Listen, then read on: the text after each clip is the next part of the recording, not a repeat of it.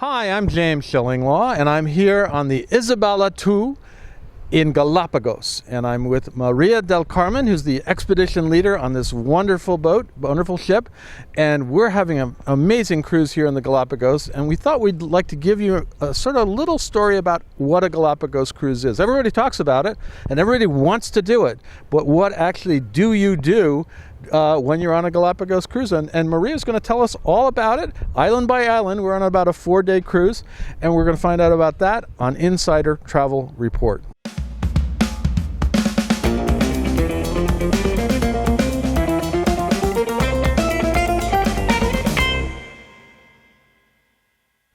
Now, Maria, first of all, here we are. We're actually almost on the next to last day. We got one more to go. But I wanted to talk a little bit. First of all, talk about this ship, Isabella II. What do we have on this board? Okay. Well, first of all, I've been working in the islands for about 26 years. So that's quite a long time. I'm always working for Metropolitan Touring, which is this. I forgot to say, this is Metropolitan Touring. That's because they're our hosts here, and they own this boat, and they own several resorts around. But you're right. So this is wonderful. So you've been out here a while, right? Yes, yeah, definitely. I've always worked with Metropolitan Touring since the very beginning. It's really a good company.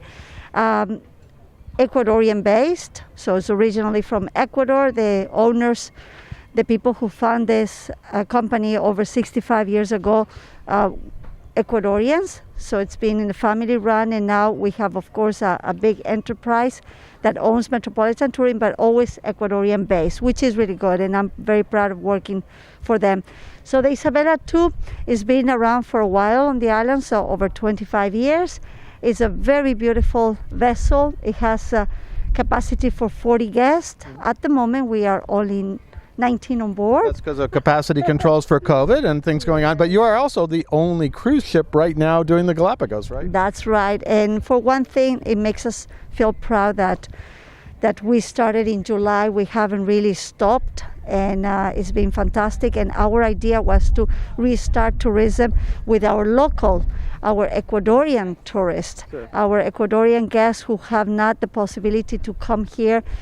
First of all, economic reasons, but also most of Ecuadorians sometimes prefer to leave the country and go somewhere abroad.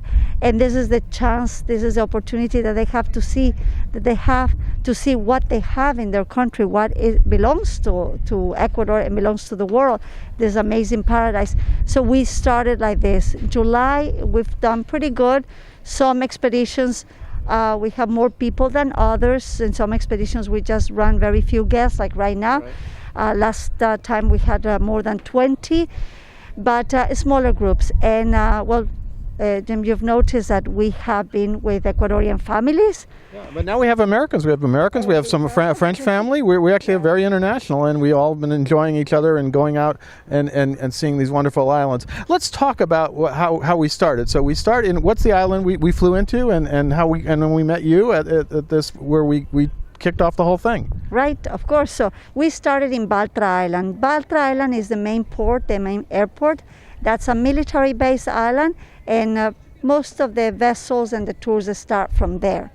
So we were picked up, and then we took a short bus ride for probably about 7 minutes until we got to the dock. And the first thing we saw was a seal, an iguana. It was a land iguana, and during this expedition, we don't really have a chance to see a land iguana officially. So we were all very excited. We got out of the bus, we looked at the iguana, we explained why was it so special to see a land iguana on Baltra Island.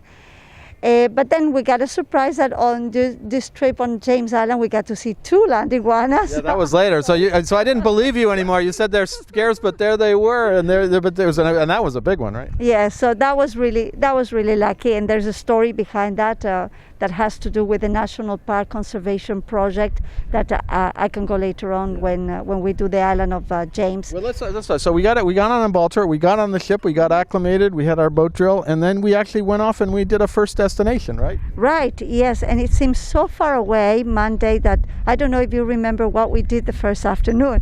It's all kind of blending in, but it was, you know know, because you organized this. So tell me, what did we do that first afternoon? Yeah, but sometimes it feels like it was a long time ago. So we visited a beach. It's called Las Bachas, and this is a major nesting site for the Pacific green sea turtle. So we did a wet landing on this beautiful turquoise water coralline beach, and we saw the dunes where the sea turtles have laid their eggs. And actually, we met some volunteers who are working for the national. Now it's because I remember I said these guys are here for 2 months by themselves. You know, it was amazing to meet them, and they seem to be mostly spending the time counting eggs and exercising. That seemed to be the counting eggs, exercising, and especially waiting for anybody to show up to give them a little bit of fresh water and perhaps some Coca-Cola cans, because these poor kids spend about 3 months in there and with very limited sources, but they love it, and the idea was to check how are the sea turtles on that particular beach doing, because this is the major nesting site. So we saw some sea turtles on the beach, do you remember, floating in the ocean? We got to see some frigate birds running around, and the flamingos. Oh, that was right. We had 2 flamingos. You know, it was really an amazing sight. And I said, flamingos here? I'm used to them in Florida, but not here. Right, exactly. And we encountered our first Big 15 from this expedition, which is the flamingo. And every expedition in the Galapagos, one of the 3 expeditions that we have the iconic species that are more representative. And not necessarily they have to be endemic, they have to be unique, but they are the most characteristic ones, and every expedition has them. So we don't get to see all the big 15 because there's 1 or 2 missing, but on this expedition we got to see quite a few of them, and the first one was, of course, the pink flamingo, or the American flamingo, which is now considered an endemic subspecies to Galapagos. Okay. So then we saw all that done. We got back on the ship. We had our dinner, and really in the evenings it's pretty quiet because people are really, you know, they've been tired from going out. Now the next day, what was the next island? So the next island, we went to the central part of the Galapagos, and we went to James, also known as Santiago. It's the island that it's for me, right? They named it after me because I was here way back when Darwin was here, right? Well, I was going to say way back from when the Buccaneer Cove came, but that's right. Yes, you're right. So we did the Buccaneer Cove, a beautiful coastal exploration, beautiful scenery, the geological place of this place. Then we got to see some sea lions and blue-footed-boobies. Yes. We'll get to today. We saw a lot of them, but that was a place where I remember we saw such an amazing number of sea lions. They were just all over the place, and iguanas, and it just was everywhere you looked there was something new. Right. Yes, so in the morning we did this coastal exploration. We saw lots of boobies. We saw a couple of sea lions from there. We saw boobies diving. We saw the rock where the Nazca boobies were there. And then we came back to get ready for our underwater special. And that was, I've done a couple of them. I didn't do it today, but that was the most amazing thing. Tell us a little bit about that. And I unfortunately can't show you because I don't have a GoPro like some people do, but it was just astounding. We had done a previous snorkeling, but not like this. And tell us a little bit about that one, because it was this school of fish I've never seen. Of course, one of the best things about snorkeling in the Galapagos Islands is that you get a variety of fauna. We get to see tropical fish, we get to see sea lions, we are lucky to see sharks, and we are lucky to see rays altogether, and sea turtles. So sometimes I tell the guests, don't expect to see a coral reef like in other tropical places in the world, because for the currents we don't have a big coral reef. There are some, but we get to see an amazing variety, and all of these all together, species that are coming from different places of the ocean, emerging here in the Galapagos Islands. That's what makes it fantastic and fascinating. It was absolutely astounding. And so we would be there, and there was this, when I first saw this black mass, I said, no, I must stay away from that. I don't know what that is. And then I figured out that's fish, just amounts of fish. And then we suddenly had the seals with us. And so I'm literally am snorkeling around looking at the fish, and there's sardines above them, so they're kind of flickering. And the sea lions are going straight down through the school of fish. And at one point I thought, oh, there's my fellow snorkeler. No, it was a sea lion looking at me right in the face, and then he went right down. It was the most amazing experience, I got to tell you. Does that happen often? Can you? Yes, especially if your partner, your buddy for snorkeling is wearing a black wetsuit. Then it's easy to get confused with a sea lion, of course, shooting really close. I took the guests on the glass bottom boat, and from the very beginning, the moment that we looked down, there was a white-tip reef shark just went under the glass. White-tip reef shark, we had an eagle ray, and we had two mobulas, which are like a small mantas, a big one and a little one. They all together went under the glass. That was pretty cool. And they didn't have to get wet. So the glass bottom boat is always a very good alternative If you don't want to go for snorkeling. people to get to discover the underwater world of Galapagos without getting wet. Yeah, absolutely. So- So tell me, remind everybody, what island was that again? That was James, your That island. was my island. Okay, how could I forget my island? But it's very quickly. Now, all right, then we moved on to another island that was completely different. It was all kind of red, a volcanic island. It was a very talk a little bit about that one. And we had a couple of expeditions. I did a snorkeling trip that wasn't quite as good as the first one. I mean, it was hard to beat that one. Yeah. But talk about what we did on the next island and what we did on it. Okay, sure. So what we talked about it was already Tuesday, the whole day. Then Wednesday, we moved just very close to James to a small island called Rábida. Rábida is a Spanish name. It's after the convent of La Rábida, because the Spanish names were given by the Spaniards who visited the islands back in the time. But then also this island has the name of Jervis, but nobody uses Jervis. Okay. Jervis is a name that probably was named after somebody from the British Navy. And in Rábida, it's very well known for the red island. It's a small island, but the concentration of iron in this basalt is really amazing. And the contrast with a little bit of greenery and, of course, the blue sky and the blue ocean, it stands out beautiful. Rábida is very well known for the pelicans that used to nest along the shoreline. But what we liked about Rábida is it's one of the places that we can wake up early and to disembark early, one of these early walks. Yeah, you got me at 6 a.m. if I recall. And I got people out of their beds before 6 o'clock, but I'm sure that, everybody liked it. Simply because we get to see the sunrise and we get to see the island in a different perspective. We get to see it very early in the morning. The boobies were diving madly. Yep. The pelicans were all diving early in the morning. It's much cooler. We got to see some finches. So it's beautiful, and just to enjoy the landscape and do something a little bit different. Having seen the islands very early in the morning, it really gives us another view of it. And of course, that made us give us some time, because then we come back, we have a good breakfast, we rest a little bit, and then we're ready to water activities. Again, water activities. Every day. Yes, of course. You have to enjoy. So that we did Rábida Island, but in that day we actually did two islands, right? So we then moved the ship moved to the next island. Talk about that one. And in a couple of hours of navigation, we got to Bartolomé. Bartolomé or Bartholomew is a small island, but that's the one that has the pinnacle rock and the moonscape landscape that's very famous. Every postcard, every book in Galapagos about Galapagos has that. And that was really, really good. Bartolomé has a small population of penguins. It's just a small colony.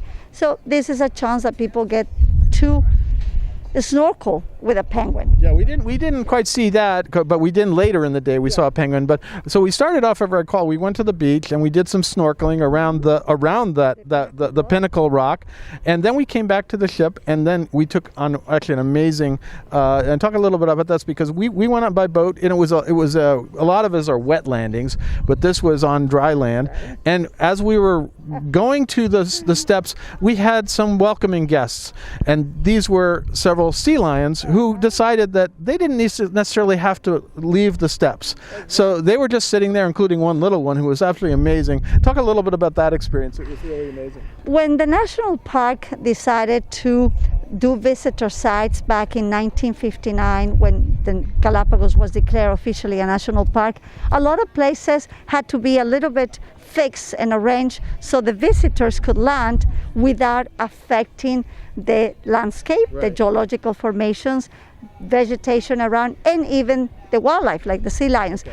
So the national park decided to create staircase and cement some rocks, which makes a lot of sense, and that will be easier for the visitors to arrive to a place rather than having to get wet and go on the rocks and hurt themselves on the lava.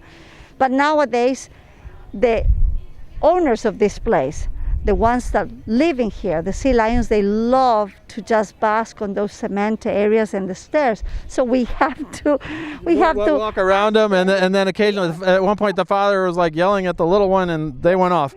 But then we went up how many different stairs to get to the top of the volcano there?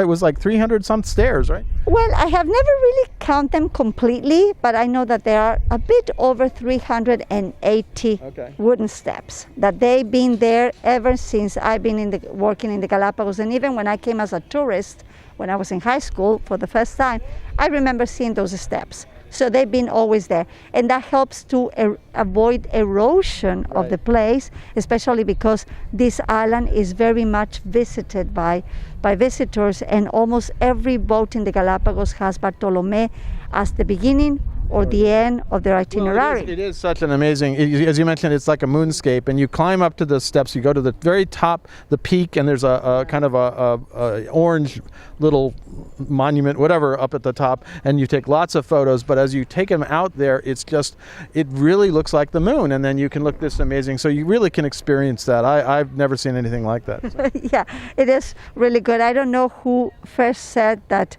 it looks like the moonscape. They probably have been in the moon before, or they have an idea, but it's full of craters. It's small cones, volcanic cones that are part of the volcanic activity that Galapagos has. And you can see this huge lava flow in the distance that belongs to James Island, and is one of the most recent lava flows of the central part of the Galapagos. It's just a little bit over 100 years.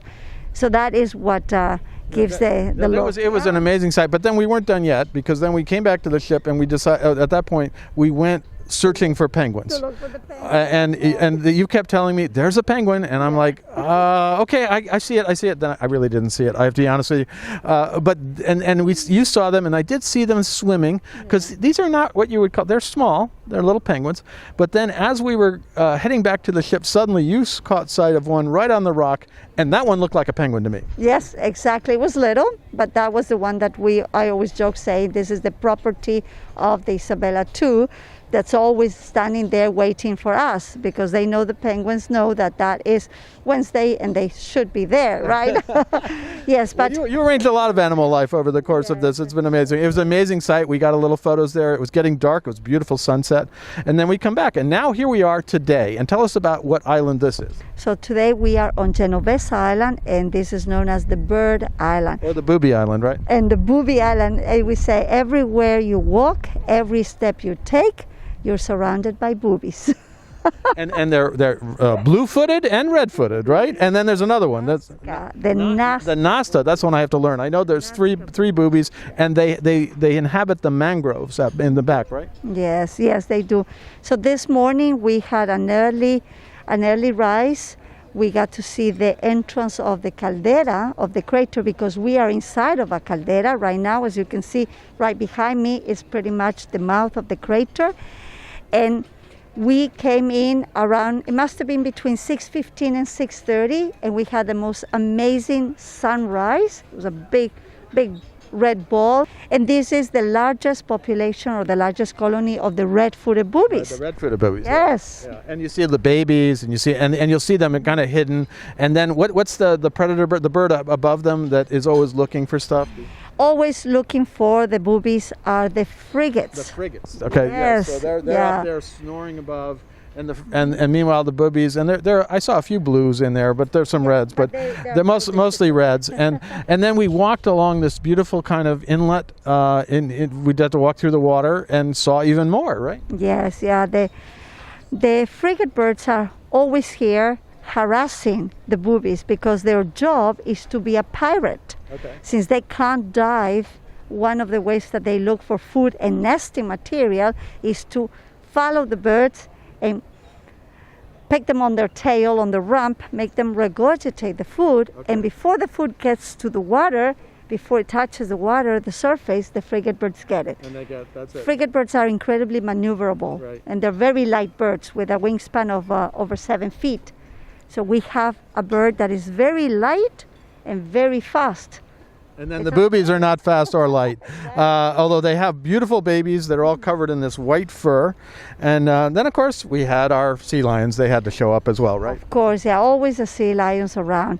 And we had also the swallowtail gulls. Okay. Yeah, the swallowtail gull is endemic, and this is the one that feeds on calamari at night. Me too. I feed on calamari as well, but it's the cooked version, hopefully. Yes. Now, all right, so here we are. We're actually at lunchtime between this, and now tell us a little bit about this next excursion this afternoon. We're going on another hike. I mean, there's going to be some other stuff going on, but this is up a rather steep-looking rock face to go. So talk about that a bit. Okay, it is.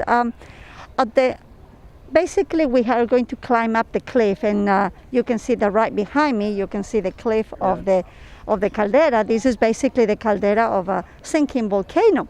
So we're going to climb up there, and I would say it's probably about 90 feet tall. Right. And there's a fissure in which the national park has cemented in between the rocks to make some steps. With a nice railing, so makes it easier for the visitor to do a dry landing on the rocks, climb up to the top of the cliff, to this top, and once you are at the top, everything is flat, a very old flat lava flow. And we will be surrounded by a very nice Palo Santo forest, which most of the trees will probably be already green. And more boobies. And more boobies, because this is the booby island, as you got to say, if it's not the frigate island. But so that's going to be a wonderful excursion. And then we finally come back and we rest a bit and we come for dinner. Now, tomorrow is unfortunately our last day. We get off the ship, but I think we get to do something before then, right? Yes, we will do What's the island? We are going to go back to Santa Cruz Island, and we'll be very close to the airport. There is a channel that separates Baltra to Santa Cruz, and we're going to disembark in this channel, the Canal de Itabaca, and we are going to take buses to take us to the highlands of this volcano to see the giant tortoises. Which is what everybody talks about, and in fact it's kind of the emblem of Galapagos, right? Every time I see Galapagos, in fact, believe it or not, at home, in my hometown, we have a bookstore called Galapagos Bookstore, and there's a big turtle. That's the sign. So I said, and I looked at it the other day, I hadn't even noticed it, and I said, I'm going there. So this is great. So tell us a little bit about that experience with all these giant tortoises. So in Santa Cruz Island, the tortoises that we're going to see there, right by the natural reserve of the tortoises. The population on Santa Cruz tortoise, on that island tortoises, there's probably close to 5,000 individuals. It's a very healthy population, so we get to see them in their natural environment. The highlands is quite wet, and there are sometimes ponds, natural ponds, in which the tortoises like to stay for a while, like to cool off. They like to get rid of wrinkles, get rid of parasites. It's like a spa for the tortoises. Spa for the turtle. Yes. But not me, right? I can't get the spa treatment there? Not in those muddy ponds. Okay. But it's really a beautiful way to see the tortoises in their natural habitat. Right. These tortoises are the dome-back tortoises. I'll explain tonight, but we have basically two morphotypes of tortoises. The ones that have their carapace in this shape, as a dome, think of a dome of a building, Okay. of a church, and then the other ones that have the carapace more higher in the front, that looks like a saddleback. Okay. So when the earlier sailors came to the islands first and they saw this type of tortoises with a carapace like a saddle, they call it Insula de los Galapagos, from galloping, because they could literally ride those tortoises because of their carapace. So the word Galapagos eventually derives from that. And then we are going to see the ones with the dome back. The ones with the saddleback are found mostly in dry islands. Right. We have a family of 4 who are staying with us. Another expedition, we will see the eastern islands. We are going to see the oldest islands of the Galapagos. So we you have can a come back. different. It's like it's not. Everybody says it's a once in a lifetime. Well, you might have to make it twice in a lifetime or do the double cruise. Yes. So on Isabella too, and then I know you have another yacht that's here. It's the what's the other one? La Pinta. La Pinta. They have 2, and as we saw other cruise lines have their yachts here and their ships here too. But right now they're not operating. The other brands, which are great, but they can't operate yet. But you are here operating. It's been great. We are here. We're hoping not to stop, and we're hoping that more guests come. Hopefully, we get guests from all over the world. For the moment, we are happy and proud that Ecuadorians can come and can make it. And we're happy as Americans to be here, and other nationalities, and we've had a great time. I've always wanted to come to the Galapagos. I had the chance, and believe me, if you get the chance, come back here. And this option with Isabella 2 or any of the metropolitan touring ships is amazing. So, and you have been amazing. I have to tell you, you incredible explanation of everything. So make sure that she's on board. So make sure Maria's on board for that. I'll probably still be here. Yes, there's something about the Galapagos that doesn't let you go. Right. For some reason. Well, you're always seeing something new and something different. I know certainly I made me want to come back, and very soon. Again, thank you so much for spending the time now, and we're looking forward to the rest of today and then seeing the giant tortoises tomorrow. Well, it was definitely a pleasure to have somebody very important.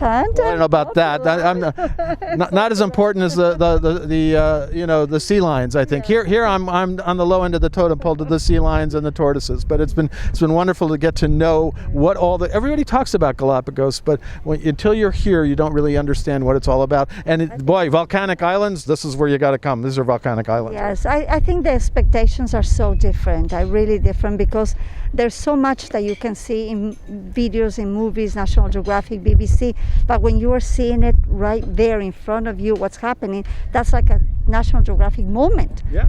And in fact, we were sitting in the lounge in the bar, and we're watching Richard Attenborough's Galapagos, and I'm like, I'm here. I can actually walk out and go and do it, right? Yes, that's right. So thank you for visiting us, and send more people. Absolutely. Well, you told them, travel advisors out there, our viewers, send more people. I don't think you'll have a problem after you see all that you're going to see with this video. Again, thanks so much, and we look forward to the next cruise with you. Yeah, we are ready. We are following all the protocols of safety.